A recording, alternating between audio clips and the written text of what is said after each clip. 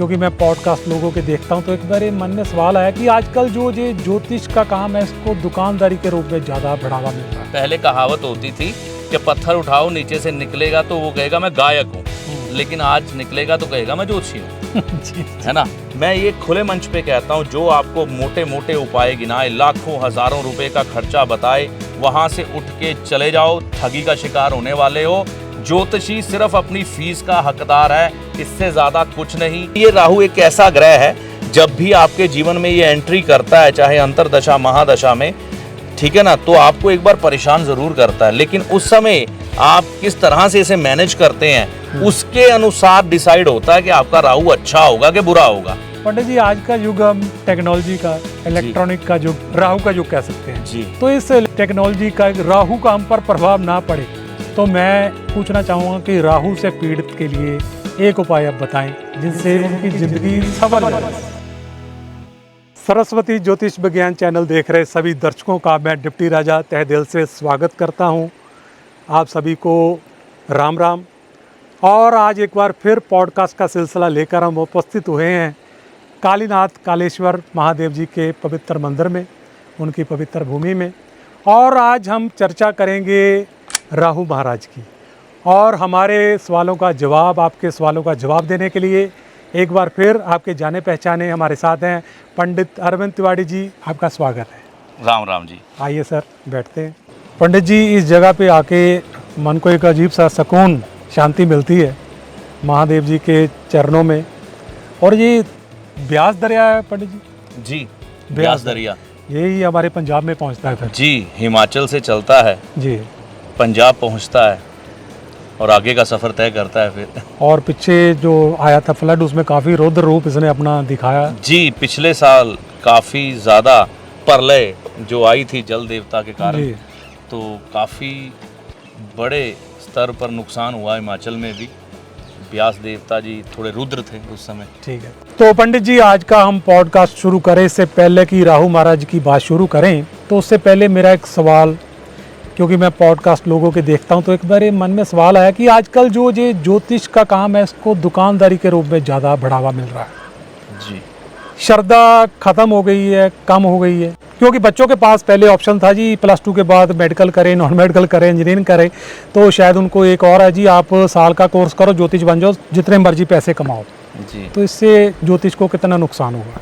आज के समय में ज्योतिष का व्यवसायीकरण जो हो रहा है जी, ये आपकी बात बिल्कुल ठीक है कि बहुत ज़्यादा हो रहा है, लेकिन ज्योतिष कभी भी व्यापार नहीं था।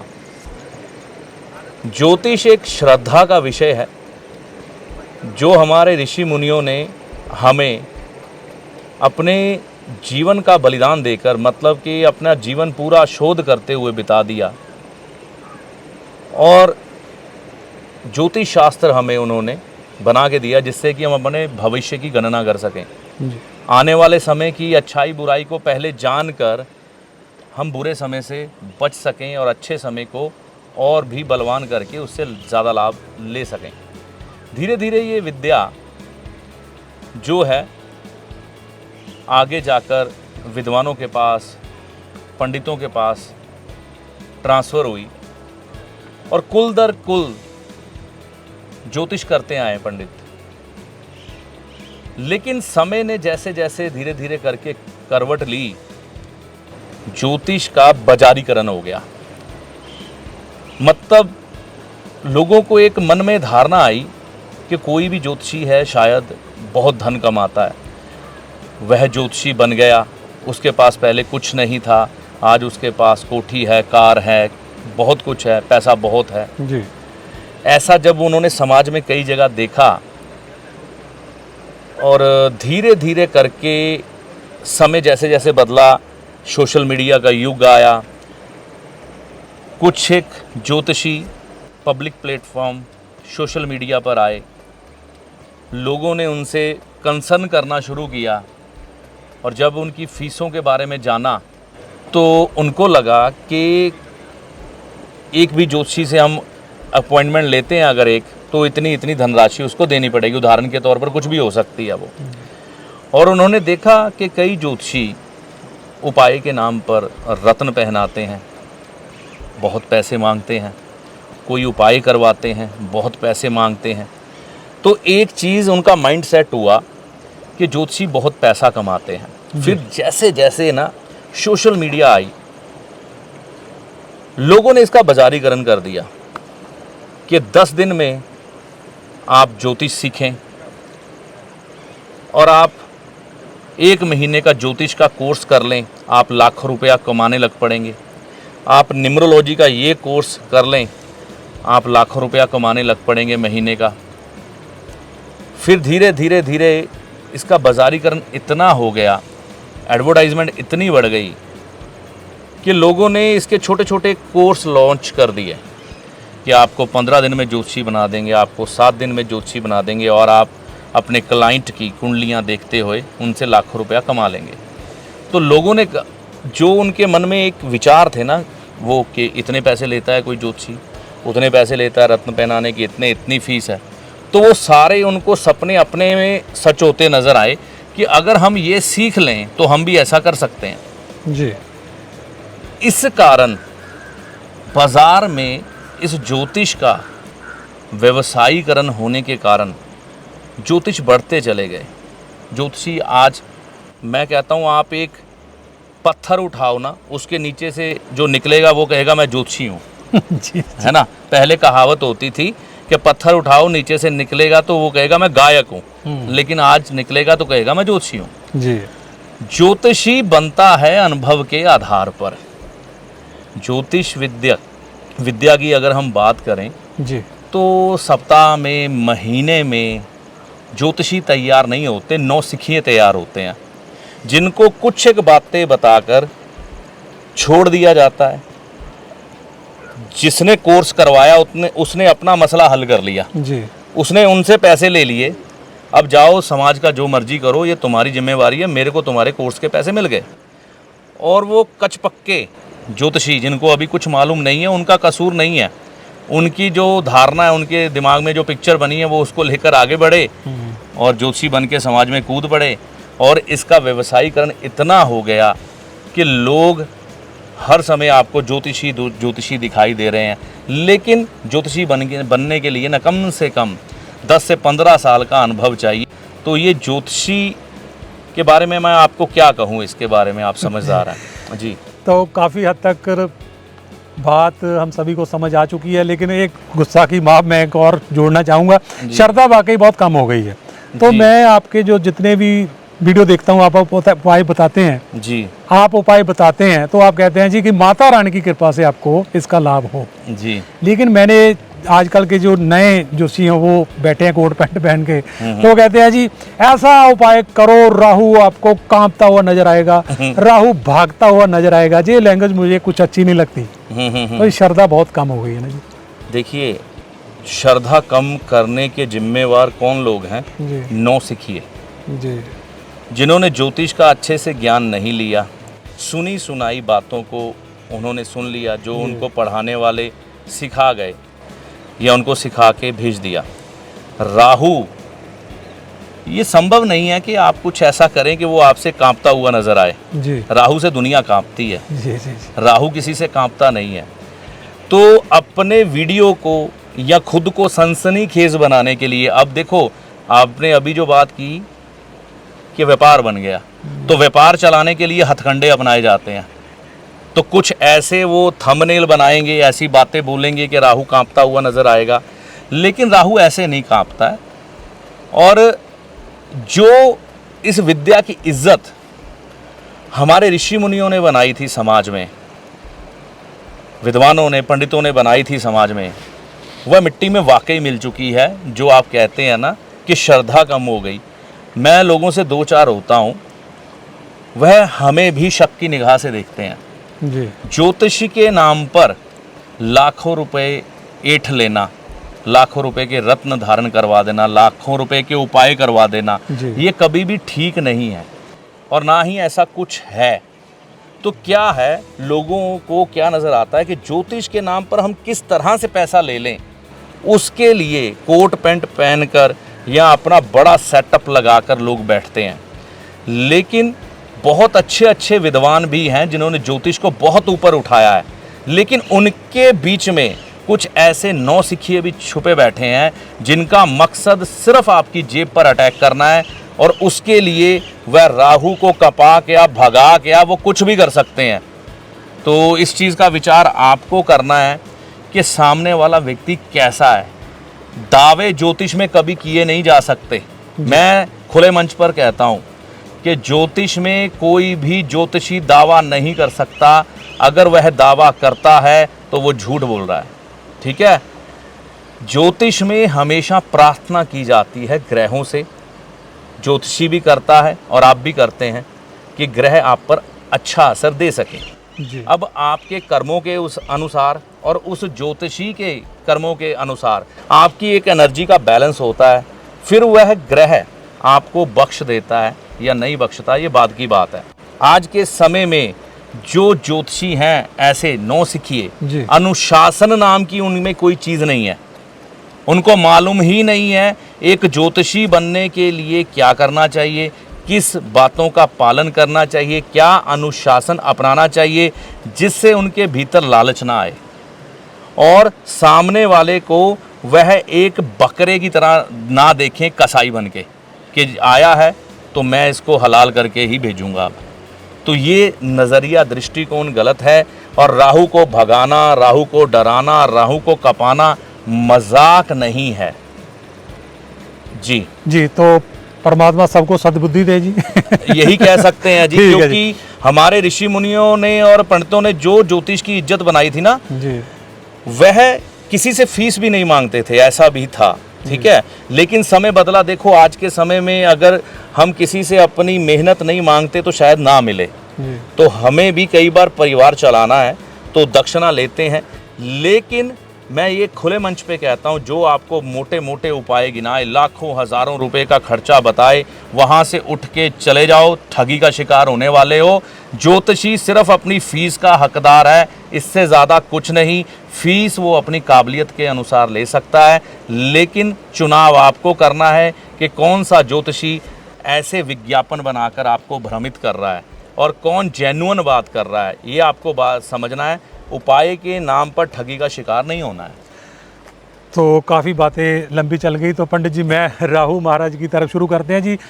कि पंडित जी हम बेसिक से शुरू करते हैं कि सभी ग्रह हम उन कुछ को तो साफ देखते हैं जी। सूरज देव, चंद्र देव, कुछ को हम टेलीस्कोप से देखते हैं। विज्ञान भी मानता है कि मंगल, बुध, गुरु, शुक्र, शनि सभी ग्रह अस्तित्व में हैं। तो राहु केतु का कहीं अस्तित्व नहीं है ब्रह्मांड में जी। तो ये इनका अस्तित्व कहाँ से आया, कैसे पैदा हुआ, इसके बारे में थोड़ा बताएं। जी देखिए, राहु और केतु अगर शास्त्रों की बात करें जी।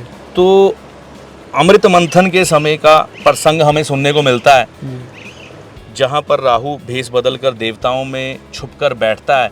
भगवान विष्णु जी क्रोधित होकर उसका वध कर देते हैं, गर्दन कट जाती है, धड़ अलग हो जाता है, लेकिन वो अमृत पी गया था, अमर हो गया। मतलब कि राहु केतु का अस्तित्व है तभी तो हमारे शास्त्रों में है, नहीं तो वो होता ही नहीं, जिक्र ही नहीं होता। तो पहली बात ये तो हमारा धार्मिक दृष्टिकोण हुआ कि हम मानते हैं कि हमारे ऋषि मुनियों ने हमें ये बताया है हमारे शास्त्रों में, ठीक है।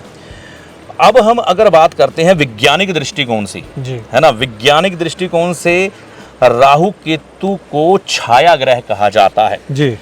इसको ज्योतिष में ड्रैगन हेड और ड्रैगन टेल के नाम से भी संबोधित किया जाता है जी। और ये छाया ग्रह है जहाँ पर पृथ्वी और चंद्रमा की जो परिक्रमा के मार्ग है ना, वहाँ पर जब इनका कटाव होता है, वहाँ पर जो छाया उत्पन्न होती है, तो एक साइड को राहु एक साइड को केतु कहा जाता है जी। छाया है। तो छाया, अब व्यक्ति कहता है छाया है, हम कैसे मान लें कि ये छाया ग्रह है ना। तो इसका वैज्ञानिक दृष्टिकोण क्या है, आप अगर धूप में खड़े होते हैं, आपको आपकी छाया दिखाई देती है ना, तो वो छाया भी है जी। इसीलिए है जो राहु केतु है वह भी छाया है, हाथ में नहीं आते, दिखाई नहीं देते, कई बार आपके साथ साथ तो चलते हैं, कई बार छाया आ जाती है, कई बार चली जाती है। तो ये छाया ग्रह ही हैं, ये आपका साया बन के, मतलब आपकी ज़िंदगी में जो आपके कर्म है उसकी एक रील बन के, आपकी छाया बन के आपके पीछे चलते हैं और इनको छाया ग्रह के नाम से संबोधित किया जाता है। जी। जी तो पंडित जी, राहु जी का नाम सुनते ही, राहु महाराज का नाम सुनते ही सभी लोग भयभीत हो जाते हैं, डर जाते हैं। जी। तो किन्हीं के लिए ये अच्छा भी होता है या सबके लिए ये बुरा ही परिणाम देता है? नहीं, राहु हर किसी के लिए बुरा परिणाम नहीं लेके आते। जी। ये नहीं हम कह सकते कि लोगों को हर समय राहु से भयभीत होना चाहिए। जी। जो अपने कर्मों की तरफ बहुत अच्छा ध्यान देते हैं, राहु ग्रह के कई बार बुरे प्रभाव उनके जीवन में नहीं आते। जी। लेकिन जब पत्रिका में राहु खराब हालात में हो, खास तौर पर अष्टम भाव में, 12वें भाव में, 11वें भाव में, 9वें भाव में, तो ये खराब माने जाते हैं। तो इन लोगों को खराब फल देते हैं, या हमने अपने कर्मों के द्वारा ही राहु को खराब कर लिया है तो राहु आपके ऊपर खराब असर देंगे ही देंगे। लेकिन अब मान लीजिए किसी व्यक्ति के इन्हीं भावों में राहु है लेकिन उसके कर्म बहुत अच्छे हैं, वह राहु के कोई भी गलत हरकतें नहीं कर रहा है ना, और उसको राहु दुष्प्रभाव नहीं देते। जी। वैसे राहु तीसरे भाव में, छठे भाव में उच्च के माने जाते हैं। जी। मतलब श्रेष्ठ हैं, यहाँ पर अच्छे फल देते हैं। लेकिन मैंने इस भाव में बैठे हुए राहु वाले व्यक्ति को भी जेल भुगतते हुए देखा है। तो कहने का मतलब है कि अब व्यक्ति मान लो छठे भाव के राहु वाला है, क्रिमिनल बन गया, जी। तो उसने अपने कर्मों के द्वारा क्या किया, राहु को खराब कर लिया छठे भाव में, जी। जो कि उसको उच्च का फल देने वाले थे। तो राहु किसी भी भाव में व्यक्ति अच्छा भी कर सकता है, बुरा भी कर सकता है, और राहु बिल्कुल किसी के लिए अच्छे और किसी के लिए बुरे हो सकते हैं, लेकिन इनका आधार कर्म होता है। लेकिन ये राहु एक ऐसा ग्रह है, जब भी आपके जीवन में ये एंट्री करता है, चाहे अंतरदशा महादशा में, ठीक है ना, तो आपको एक बार परेशान ज़रूर करता है। लेकिन उस समय आप किस तरह से इसे मैनेज करते हैं उसके अनुसार डिसाइड होता है कि आपका राहु अच्छा होगा कि बुरा होगा। वह गाइडेंस आपको एक विद्वान अच्छा ज्योतिषी देगा कि आपने मैनेज किस तरह से करना है इसको। तो पंडित जी, मोटे तौर से हम कौन से अपने कर्म सुधारें कि राहु महाराज हमें परेशान ना करें? देखिए, हर ग्रह को समझने के लिए उसके स्वभाव को समझना जरूरी है। जी। राहु का स्वभाव क्या है? राहु की बात करें, अमृत मंथन हुआ था, जी। राहु ने पहली हरकत क्या की? वहां पर चोरी करने की कोशिश की, चोरी की, है ना। जी। तो आज की हम चोरी की परिभाषा बोलें तो रिश्वत लेना, गलत काम करना, गलत आचरण करना, लोगों को साथ ठगी करना। उसने ठगी किसके साथ करने की कोशिश की? देवताओं के साथ, ठीक है ना। तो हमें ठगी, चोरी, बेईमानी, बुरे कर्म, जो किसी की संपत्ति को हड़प जाना या ऐसा करना कि किसी का हक मार जाना, किसी के लिए षड्यंत्र करना, किसी की चुगलियां करना, किसी का बुरा करने के विचार लाने और अनैतिक कार्यों की तरफ आकर्षित रहना, ये राहु की खराब ऊर्जा है और ये सब राहु के अधिकार में है। तो हमें अपने यही कर्म सुधारने हैं पहले। यानी कि राहु हम समझते हैं कि ये राक्षस ग्रह है, जबकि वो चाहते ये है कि आदमी अच्छा बन के रहे तो मैं उसे अच्छे परिणाम दूंगा। जी, देखिए, राहु के बारे में ये समझना पड़ेगा, राहु ग्रह वह ऊर्जा है जिसे राहु की ऊर्जा से चलाया नहीं जाता है। जी। ज्योतिष शास्त्र में कहते हैं कि राहु को अच्छा करने के लिए केतु के उपाय किए जाएं। जी। राहु क्या करेगा? आपकी कामनाओं की वृद्धि करेगा। मुझे ये चाहिए, मुझे वो चाहिए, मुझे मेहनत नहीं करनी, मुझे आराम करना है और मुझे सब कुछ आसानी से मिल जाए, इन बातों की तरफ आपको आकर्षित करेगा। लेकिन गणेश यानी कि केतु क्या करेंगे? मेहनत करने की तरफ आपका ध्यान आकर्षित करेंगे, कामनाओं की वृद्धि को काट देंगे, आपकी कामनाओं का नाश कर देते हैं। और ये जो केतु होते हैं क्या करते हैं? आपकी कामनाओं को सीमित करके सेवा भाव में ले आते हैं। और राहु क्या करते हैं? कहते हैं कि मेरी सेवा सारा जगत करे, मैं किसी की ना करूं। तो यहाँ पर ऑपोजिट दिशा में जब हम केतु की जाते हैं तो वो राहु की सारी काट कर देते हैं। कहते हैं राहु जाल है, ट्रैप। राहु है, उसको काटने वाला कौन है? जी। कौन है? ट्रैप को कौन काटता है? चूहा। अच्छा जी, आप उधर हाँ हाँ, मान लीजिए एक शेर है, शेर जाल में फंस गया, किसने काटा उसको? कहानी भी सुनी आपने, चूहे ने। तो चूहा किसके साथ है? गणेश जी महाराज के साथ। गणेश जी किसके देवता है? केतु। तो काट कौन कर रहा है? जाल कौन है? क्या बात है। जाल कौन है? राहु। और उसको काटने वाला कौन है? गणपति महाराज, गणेश जी, और उनका वाहन है चूहा। पंडित जी, मैं इसीलिए आपका फैन हूँ, आप बात को इतना अच्छी तरह से एक्सप्लेन करते हैं ना कि आदमी को मेरे जैसे ना समझ को भी, अनाड़ी को भी समझ आ जाती है। तो सभी को एक बार फिर सरस्वती ज्योतिष विज्ञान पे विनती करते हैं कि आप सब्सक्राइब करें ताकि ऐसी अच्छी जानकारी और लोगों तक भी पहुंचे। तो पंडित जी, राहु से आदमी पीड़ित है, मोटे तौर से उसके क्या लक्षण हमें दिखाई देंगे? राहु से पीड़ित है मतलब कि उसका राहु कुंडली में खराब है, खराब या उसने खराब कर लिया है जी। राहु सबसे ज़्यादा आपको जब खराब होते हुए नज़र आएंगे ना जी तो आप ओवर कॉन्फिडेंस से भर जाएंगे। जी आपको लगेगा कि ये काम मैं कर लूँगा जी और आप इसमें किसी की राय लेना पसंद नहीं करेंगे। ओवर कॉन्फिडेंस में ही व्यक्ति अपना नुकसान करता है, अपनी हानि करता है। जी तो सबसे पहले तो व्यक्ति आपको ओवर कॉन्फिडेंट दिखाई देगा, किसी से राय लेना पसंद नहीं करेगा, जिसका राहु खराब है जी। जी दूसरी चीज़, वह व्यक्ति अहंकारी हो जाएगा।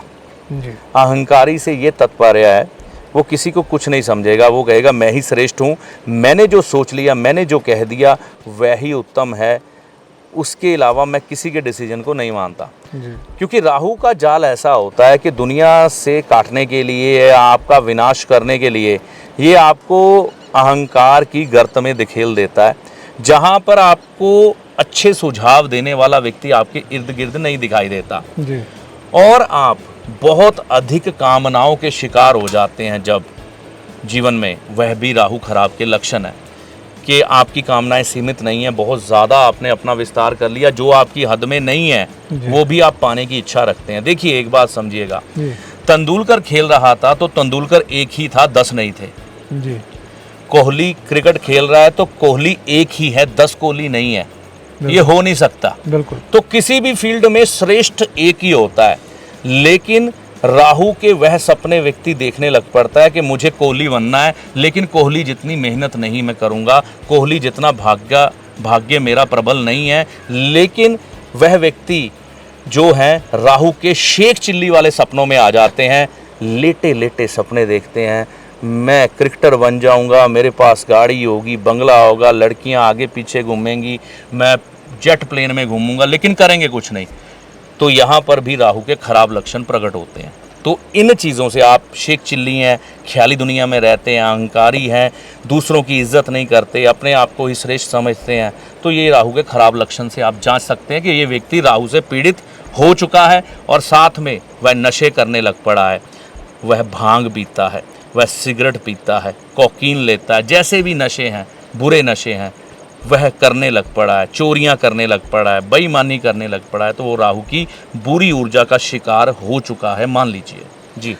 तो पंडित जी, जैसे आपकी बातों से पता चला हमें कि राहु महाराज जिस भी घर में बैठते हैं रिश्ता खराब करते हैं जी। तो आपने बताया 3 और 6 में बैठते हैं तो अच्छा प्रभाव देते हैं जी।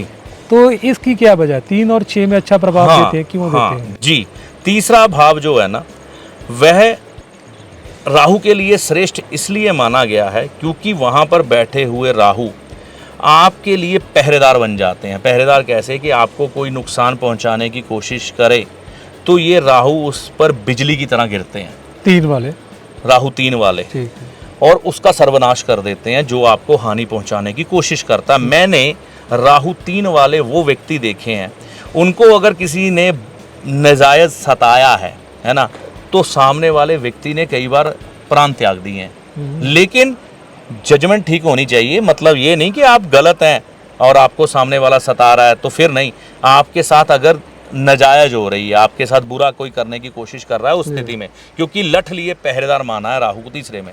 और यहाँ पर राहु की जो शक्ति है ना, कल्पना शक्ति, वो बड़ी प्रबल होती है तीसरे भाव में, इसलिए भी यहाँ पर राहु श्रेष्ठ है। और राहु यहाँ पर आपको मंगल की शक्ति को बढ़ाते हुए नजर आते हैं, बुध की शक्ति को बढ़ाते हुए नजर आते हैं, हाजिर जवाबी, और ऐसे थॉट देते हैं कि आप झट से जवाब देने लग पड़ते हैं लोगों की बातों का। जिनका राहु अच्छा है, जिनका राहु अच्छा है तीसरे भाव में, ठीक है, ऊपर से थॉट उतरते हैं। मैं कहता हूँ 3 नंबर राशि वालों को आप देख लें, वह लोग भी हाजिर जवाब होते हैं, वह लोगों की बात के झट से जवाब देते हैं, ऊपर से बातें उतरती हैं। लेकिन ये राहु तभी खराब होते हैं जब व्यक्ति अहंकारी हो जाता है। और छठे भाव जो कि रोग, ऋण और शत्रु का है, यहाँ पर तो नाश कर देते हैं इन चीज़ों का। क्योंकि बुरा ग्रह बुरे घर में आ गया छठे भाव में तो क्या करेगा, बुरी चीजों का नाश कर देगा। ठीक है ना, यानी कि मतलब वहाँ पे कि रोग शत्रु का नाश करेगा। हाँ, जी, रोगों को खराब कर दे, मतलब रोगों को खत्म कर देगा। रोगों को नष्ट करेगा, शत्रुओं का नाश करेगा। जी। ठीक है ना, और अगर इससे कोई फिर किसी तरह से हानि पहुंचाने की कोशिश करे, बुरा करने की कोशिश करे तो उसका सर्वनाश तय है। और यहाँ पर ऐसी विचार शक्ति के मालिक बन जाते हैं राहु वाले, अगर इनको बाकी ग्रहों की सपोर्ट मिल जाए ना तो नए आविष्कार, नई चीज़ें दुनिया को खोज के देके चले जाते हैं। शुक्रिया पंडित जी, और आपके वीडियो देखकर आपके उपाय जो आप बताते हैं उनको सुनकर हमारे दर्शक करते हैं और बहुत फ़ायदा लेते हैं। जी। तो मैं पूछना चाहूँगा कि राहु से पीड़ित के लिए एक उपाय आप बताएं जिनसे उनकी ज़िंदगी संवर जाए बस। जी, देखिए राहु, मैं फिर से कहता हूँ, राहु ग्रह बुरा नहीं है, लेकिन राहु ग्रह को चलाने का एक ढंग है। राहु ग्रह, इसमें कोई भी शक नहीं है, आपको बहुत अच्छी बुलंदियां दे सकता है, लेकिन मैं फिर कहता हूं कि कोली एक ही होता है। ठीक है ना, हर कोई कोली नहीं बन सकता। हाँ, आप अपने स्थान पर श्रेष्ठ रहें, इसके लिए राहु को कैसे अच्छा करें। राहु को अच्छा किया जाता है 2 ग्रहों के द्वारा। ठीक है ना, सबसे पहले स्थान पर जो मैं बात अभी कहने जा रहा हूं ना, ये नहीं है, इस पर विवाद होंगे, कई लोग मानेंगे नहीं। ठीक है ना, क्योंकि उन्होंने सुन नहीं रखा ऐसा। राहु को अच्छा करने वाला ग्रह है बृहस्पति। अच्छा जी। जी, बृहस्पति ग्रह ही राहु को अच्छा कर सकता है। बाकी ग्रहों की बात अगर कोई कहता है मंगल, कोई केतु, ये बाद में है।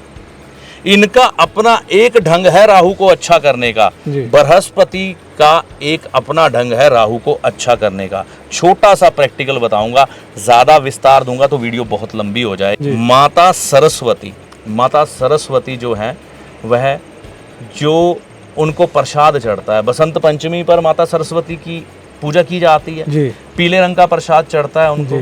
ठीक है ना, और बसंत के दिन हम कौन से वस्त्र धारण करते हैं, पीले रंग के। और माता सरस्वती जी को भी कई स्थानों पर पीले वस्त्र चढ़ाए जाते हैं, कई जगह पर सफ़ेद चढ़ाए जाते हैं, लेकिन ज़्यादातर पीले ही होते हैं। पीला रंग किसका है? पीला रंग है बृहस्पति का। तो बृहस्पति क्या है? बृहस्पति ज्ञान है। राहु क्या है? राहु खराब जब किसी का होता है ना तो वह व्यक्ति नौसिखिया होता है। मैंने अभी आपको कहा ना, नौसिखिया, उसके पास ज्ञान की कमी है। जब ज्ञान की कमी है ना तभी आप अहंकारी बनेंगे, आपको परिणाम नहीं ना मालूम उसका। ठीक है ना, अहंकार जब आता है तो आपको उसका अंत नहीं मालूम क्या होता है। लेकिन जो बृहस्पति होता है वह राहु को कैसे अच्छा करता है कि उसकी विवेक शक्ति बड़ी प्रबल होती है। उसको मालूम होता है कि मैंने अपने किस रिश्ते को किस ढंग से अपनाना है, किस ढंग से अपना चलाना है, और मेरे लिए क्या अच्छा है क्या बुरा है। वो राहु की बातों में नहीं आता। राहु आपके दिमाग में कहेगा टेढ़ा रास्ता पकड़, टेढ़ा रास्ता पकड़, यही बढ़िया है, यही कर ले, इसमें मौज है। लेकिन बृहस्पति कहेगा अगर मैं इस रास्ते पे जाता हूँ, मैं स्मगलिंग करता हूँ, चोरी करता हूँ, 2 नंबर के धंधे करता हूँ, पहले तो मेरी इज्जत चली जाएगी। ठीक है ना, और उसके बाद मेरे दुष्परिणाम क्या आएंगे, मेरे बच्चों के अच्छे घरों में रिश्ते नहीं होंगे, और साथ में अगर कुछ ऐसा हो गया कि मैं जेल के अंदर चला गया तो नहीं, मैं ऐसे काम नहीं करूँगा, मैं अच्छे काम करूँगा, इज्जत की रोटी खा लूँगा चाहे कम खा लूँ। तो यहाँ पर राहु क्या हो गया? नष्ट हो गया, उसके बुरे विचार खत्म हो गए, है ना जी। तो यहाँ पर राहु का उपाय किसने किया है? बृहस्पति ने किया है, विवेक शक्ति से। और यहाँ पर विवेक शक्ति के साथ सूर्य का ज्ञान भी है ना। सूर्य का ज्ञान क्या है? उसने आपको बताया है ये तुम्हारे लिए अच्छा है या बुरा है, क्योंकि ज्ञान 2 ग्रह देते हैं। सूर्य प्रबल तौर पर ज्ञान के कारक है, लेकिन उसको फैलाते बृहस्पति हैं। तो राहु का उपाय होता बृहस्पति से ही है। क्या बात है पंडित जी, मैं सवाल लिख के लाता हूँ और आप इतने डिटेल से हमें जवाब देते हैं कि मन प्रसन्न हो जाता है। आपके साथ रह रहे कि मेरा भी राहु अच्छा हो गया। तो पंडित जी, आज का युग हम टेक्नोलॉजी का, इलेक्ट्रॉनिक का युग, राहु का युग कह सकते हैं जी। तो इस इलेक्ट्रॉनिक का, टेक्नोलॉजी का राहु का हम पर प्रभाव ना पड़े जी, तो इससे हम कैसे बच सकते हैं? देखिए, टेक्नोलॉजी समय के साथ चलना ज़रूरी है, क्योंकि जो ज़रूरी परिवर्तन समाज में हो रहे हैं, अगर हम उनके साथ नहीं चलेंगे तो भी पीछे रह जाएंगे और मूर्ख कहलाएंगे। ठीक है ना। तो हमें समय के साथ चलते हुए अपने आप को इस तरह से मेंटेन करना है कि राहु के दुष्प्रभाव हम पर ना पड़े, शुभ प्रभाव पड़े। सबसे पहले मानसिकता के बारे में तो मैंने आपसे बता ही दिया। अब देखिए हुआ क्या है, लोगों ने ना धार्मिक स्थानों में सनातनियों ने जाना कम किया है। अगर जाते हैं इंजॉयमेंट के तौर पर जाते हैं, कभी कभी तीर्थ यात्रा भी करो ढंग से, ठीक है ना, बिल्कुल सही तरीके से जाओ। पीले वस्त्र अगर पहन के जा सकते हो तो जाओ, बहुत अच्छा होगा, इससे आपको अच्छे परिणाम मिलेंगे। आज के समय में धार्मिक यात्राएं जरूरी हैं राहु को आज के समय में अच्छा करने के लिए। दूसरी बात, आपको गले में सोना धारण ज़रूर करना चाहिए, केसर का तिलक लगाना चाहिए, ठीक है। और कोई ऐसा व्यक्ति वो आपके घर में भी हो सकता है, समझदार व्यक्ति, वो आपका टीचर भी हो सकता है, वो आपका बुजुर्ग भी हो सकता है, वो आपका मित्र भी हो सकता है, वह आपका गुरु भी हो सकता है, जो आपको बुरे और भले की पहचान करा सके, जो प्योर बृहस्पति का कारक है, वह एक अपने इर्द गिर्द जरूर रखें। ऐसे व्यक्ति अपने इर्द गिर्द ना रखें जो सिर्फ आपको हवा में उठाने का काम करते हैं, आपसे अपना काम लेते हैं या आपका नुकसान करके बाद में हंसते हैं। तो ये चीज़ हो गई। सोना गले में धारण अगर कोई नहीं कर सकता तो पीला धागा बृहस्पतिवार के दिन, सोना भी बृहस्पतिवार के दिन, केसर भी बृहस्पतिवार के दिन सुबह से लगाना शुरू कर दे, 8 बजे से पहले, ठीक है ना। ये कर ले, बृहस्पति अच्छे होंगे, जिससे राहु शांत होंगे। दूसरी बात, शरीर पर चांदी धारण करें, क्योंकि हम आज के समय में ये देखिए, ये वीडियो बन रहा है, मोबाइल से बन रहा है, ठीक है ना, तो यहाँ पर कहीं ना कहीं तरंगे तो घूम रही हैं ना जी, जो हमारे शरीर के ऑर्गन्स पर भी बुरा प्रभाव डालती हैं। तो राहु देखिए अच्छी तरह से मैनेज होते हैं, वो होते हैं चंद्र की एनर्जी से भी, ठीक है ना। चंद्र की एनर्जी भी काम करती है, सूर्य की एनर्जी और बृहस्पति की एनर्जी यानी कि सोना भी काम करता है। तो शरीर पर सोना होगा, दुष्प्रभाव नहीं आएंगे। चांदी होगी ना, तो फिर भी राहु की जो किरणें हैं आपकी तरफ मतलब पूरी तरह से बुरा प्रभाव डाल नहीं पाएंगी, रिफ्लेक्ट हो जाएंगी, पीछे चली जाएंगी। तो शरीर पर थोड़ा सोना और थोड़ा चांदी ज़रूर धारण करें, ये ज़रूरी है आज के समय में। राहु को अच्छा करने के लिए मंदिर जाएं, बुज़ुर्गों का सम्मान करें, बाकी मैंने आपको बता ही दिया जी। तो अगला सवाल मेरा ख्याल काफ़ी लोगों को इससे इंटरेस्ट होगा जी। ससुराल पक्ष को हम राहु का कारक मानते हैं जी, तो ससुराल पक्ष से हमारे संबंध अच्छे रहें, इसके लिए हमें क्या करना चाहिए? राहु का क्या उपाय करना चाहिए? ससुराल के कारक राहु ग्रह माने जाते हैं, तो यहाँ पर ससुराल चाहे किसी माता बहन का हो या भाई का हो, उसके लिए जो ससुराल है वो राहु ही है। तो राहु को अच्छा रखने के लिए यानी कि ससुराल से संबंध अच्छे रखने के लिए जी, हम क्या कर सकते हैं? इसमें सबसे अच्छी चीज़ ये है कि आप अपने जीवन साथी को प्रसन्न रखने की कोशिश करें। यहाँ पर मेरी ये बात ना थोड़ी कंट्रोवर्शियल हो सकती है, वो इसलिए कि कई लोगों के जीवन साथी प्रसन्न नहीं होते जल्दी से जी। तो यहाँ पर हमने अपनी तरफ से प्रयास करने हैं कि अपने जीवन साथी को खुश रखें। मैं आपको एक बात बताता हूँ, मान लीजिए आपकी धर्मपत्नी है, ठीक है ना।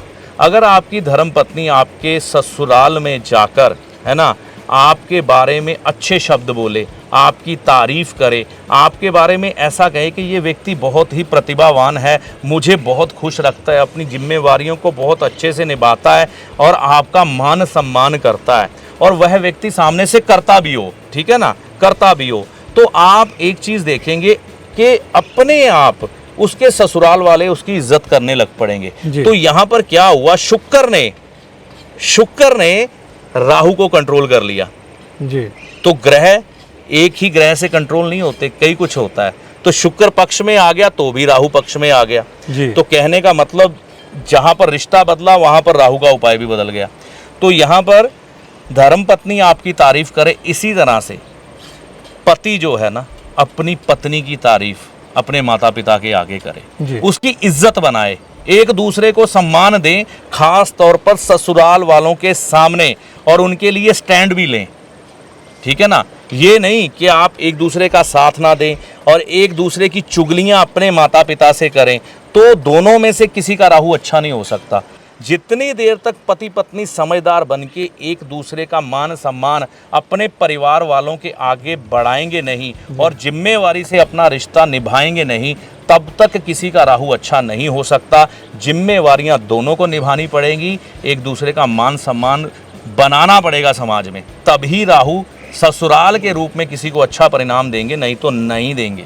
तो पंडित जी, कुछ लोग ऐसे हैं, जब कह लीजिए कि बहुत सारे लोग ऐसे होंगे जो राहु का उपाय नहीं कर सकते, सोना धारण नहीं कर सकते, या कोई उनकी मजबूरी है, कोई बाहर देश में है, फिर राहु का उपाय उनके लिए पॉसिबल नहीं करना, तो वो ऐसा क्या करें कि उनका राहु अच्छा रहे? कुछ ऐसा वो करें कि उपाय भी ना करें और उनका राहु भी अच्छा हो जाए। जी, देखिए मेरे पास ऐसे बहुत से लोगों का संपर्क होता है जो कहते हैं हम शरीर पर चांदी नहीं धारण कर सकते, सोना धारण करते हैं हमें एलर्जी हो जाती है, केसर का तिलक नहीं हम लगा सकते हैं क्योंकि हम सनातनी नहीं हैं, हम किसी और धर्म से बिलोंग करते हैं, लेकिन राहु तो हम भी अच्छा करना चाहते हैं। कुछ लोग ऐसे हैं बड़ी बड़ी कंपनियों में बैठे हैं, प्रोफेशनल हैं, कहते हैं राहु तो हम भी अच्छा करना चाहते हैं, लेकिन हम कोई रत्न धारण नहीं करेंगे, हम कोई तिलक नहीं लगाएंगे, हमारा लाइफस्टाइल ये ऐसा है कि हम ये चीज़ें नहीं अपना सकते। तो हम राहु को अच्छा करने के लिए क्या करें? तो उनके लिए ये सुझाव है जो लोग राहु के उपाय नहीं कर सकते। देखिए, आप एक आदत अपना लें, आपके राहु कभी आपको खराब फल नहीं देंगे। एक नहीं, दो आदतें बोलूँगा, ठीक है? एक तो आपको सबसे पहले सूर्य उदय होने से पहले जगना है, चाहे 2 मिनट 5 मिनट सूर्य उदय होने से पहले तारों की छाँव में जगो। अपने रोज के कर्म खत्म करने के बाद चाहे सैर करो, चाहे साइकिल चलाओ, ये बहुत ज़रूरी है। और यहाँ पर आप अगर सैर करते हैं या फिर आप सूर्य उदय होने से पहले उठकर साइकिलिंग करते हैं तो बहुत ज़्यादा अच्छे परिणाम आपको राहु के मिलते हैं। दूसरी चीज़ जो आप राहु को अच्छा करने के लिए कर सकते हैं, घर बैठे आराम से कम एक वक्त का खाना आपको अपने घर के जो चूल्हा है, जो गैस है, उस बर्नर को जलते हुए हालात में देखते हुए खाना है, रसोई घर में आसन लगा के, ठीक है ना? और वह चूल्हा जलना चाहिए, मतलब कि आपकी धर्मपत्नी, आपकी माता, आपकी बहन आपके लिए खाना बना रही है, आप पालती लगाकर बैठे हैं और खाना खा रहे हैं। ये ना हो चूल्हा बंद हो गया हो और आप खाना खाना शुरू कर दें, ऐसे में ये उपाय काम नहीं करेगा। तो इस चीज़ का ध्यान रखना है। और आपको एक आदत अपना के रखनी है, अपने पास सौंफ रखें, सौंफ खाएं, अपने ऑफिस में, अपने घर में, अपनी दुकान में सौंफ रखें, ताकि आपसे लेकर कोई सामने वाला व्यक्ति भी सौंफ खा ले। इससे भी राहु अच्छे होते हैं। आप भी सौंफ खाते हैं तो इससे आपके शरीर को भी अच्छा प्रभाव मिलता है और राहु ग्रह आपको पता भी नहीं लगेगा, दुनिया को भी पता नहीं लगेगा कि आप उपाय कर रहे हैं और अच्छे हो जाएंगे। पहले भी पंडित जी काफ़ी बार बात हुई है कि हमारे बुजुर्ग, हमारी जो पुरानी संस्कृति थी उसमें उपाय पहले ही जुड़े हुए थे जी। जैसे हम पुराने ज़माने में चौंका, पंजाब में जो चौंका बोलते हैं, चूल्हे के पास बैठ के हम खाना खाते थे जी। जब हम छोटे थे, तो अपने आप ऑटोमेटिकली हमारा उपाय हो जाता था जी। तो ज्योतिष के बारे में आप लोगों को क्या सुझाव देना चाहेंगे अपने कुछ चंद लफ्ज़ों के जरिए कि लोग अपना जीवन अच्छा कर सके, सुधार सकें? देखिए, ज्योतिष शास्त्र के बारे में मेरा एक ही सुझाव है, अपनी दिनचर्या को अच्छा करें। अगर आप अपनी दिनचर्या को अच्छा कर लेते हैं, सुबह समय पर जगते हैं, अपने सारे नियमों का पालन करते हैं, अपने अपने धर्म स्थान में जाकर अपने इष्ट की साधना करते हैं, किसी का बुरा नहीं करते, तो आप पर धीरे धीरे करके बुरे ग्रह जो है ना बुरा प्रभाव नहीं देते और अच्छे ग्रह अपना अच्छा प्रभाव देना शुरू कर देते हैं। और साथ में आप छोटी छोटी बातों पर घबराना बंद कर दें। आप हर बात का समाधान ज्योतिष में मत ढूंढने की कोशिश करें। अगर छोटी कोई समस्या आ भी गई है ना, तो अपने घर के बुजुर्गों को अपने साथ रखें जो जीवन में अनुभव को अपनाए हुए हैं। जिस हालात में हो सकता है आज आप फंसे हो ना, इस हालात में आज से 20 साल पहले आपके घर का कोई व्यक्ति फंसा हो, लेकिन आप क्या करते हैं, उस व्यक्ति की राय नहीं लेते, किसी ज्योतिषी की राय लेने निकल जाते हैं, ठीक है ना। हो सकता है उस ज्योतिषी को उस बात का अनुभव भी ना हो और आप अपने घर का अनुभव त्याग देते हैं। तो ऐसा मत करिए। अपने इर्द गिर्द के लोगों का, अपने रिश्तेदारों का भी अनुभव ज़रूर लीजिए, ठीक है। और आपको ज्योतिष के नाम पर बड़े बड़े उपाय करने की बिल्कुल ज़रूरत नहीं है, बिल्कुल भी ज़रूरत नहीं है। हाँ, कुछ एक सस्ते रत्न धारण कर सकते हैं, कुछ एक पूजा पाठ कर सकते हैं जो ज़रूरी है। और पूजा पाठ हमेशा मंदिर के कर्मकांडी ब्राह्मण से ही करवाना अच्छा होता है और मंदिर में करवाना अच्छा होता है। लेकिन कई लोग घर की शुद्धता के लिए घर में भी करवाते हैं, अच्छी बात है। तो ये आप साथ में अपना के रखें और किसी वहम और भ्रम में ना फंसें। किसी भी ज्योतिषी के पास आप श्रद्धा के रूप में जाते हैं ना, तो वह अगर आपकी जेब पर नज़र रखता है तो ऐसे ज्योतिषी को त्याग दें, तो ही आप ज्योतिष का अच्छा आनंद ले सकते हैं और देव कृपा को प्राप्त कर सकते हैं। शुक्रिया पंडित जी, हमारे सभी सवालों का इतने विस्तार से जवाब देने के लिए। तो हमारे साथ जो दर्शक जुड़े हुए हैं उनका भी शुक्रिया। तो जो नए जुड़े हैं उनसे विनती कि इस चैनल को सब्सक्राइब करें ताकि ऐसी अच्छी जानकारी सभी तक पहुंच सके। आपका बहुत बहुत शुक्रिया। बहुत बहुत शुक्रिया जी, बहुत बहुत धन्यवाद। जय माता दी। जय माता दी।